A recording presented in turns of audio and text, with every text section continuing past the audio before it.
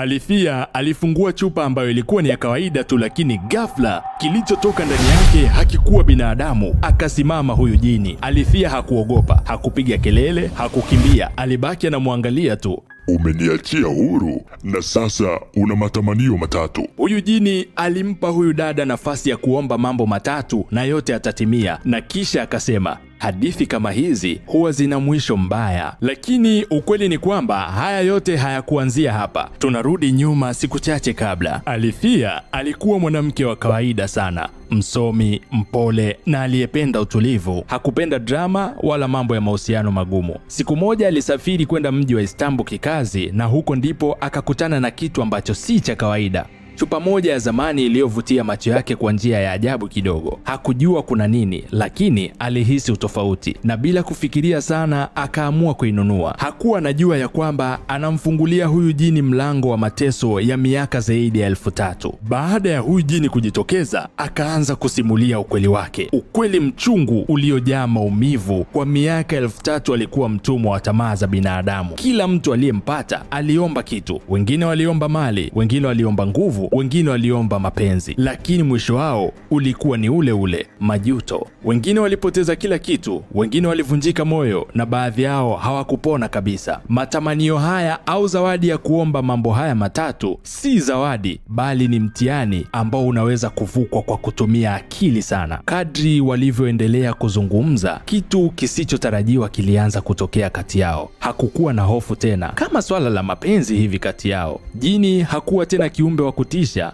bali mtu aliyeteseka kwa muda mrefu. Kwa mara ya kwanza Alithea alimuona kama zaidi ya jini. Kulikuwa na hisia, lakini bado swali lilikuwa linabaki moja. Alithea ataomba nini? Utajiri, mapenzi au nguvu? Mwisho ulipofika, Alithea alifanya uamuzi ambao hakuna mtu aliyetegemea. Hakuchagua tamaa, alichagua kitu cha ndani zaidi, kitu cha ukweli. Kwa muda mfupi, kila kitu kilionekana kuwa sawa, lakini kama hadithi zote za matamanio, kulikuwa na gharama.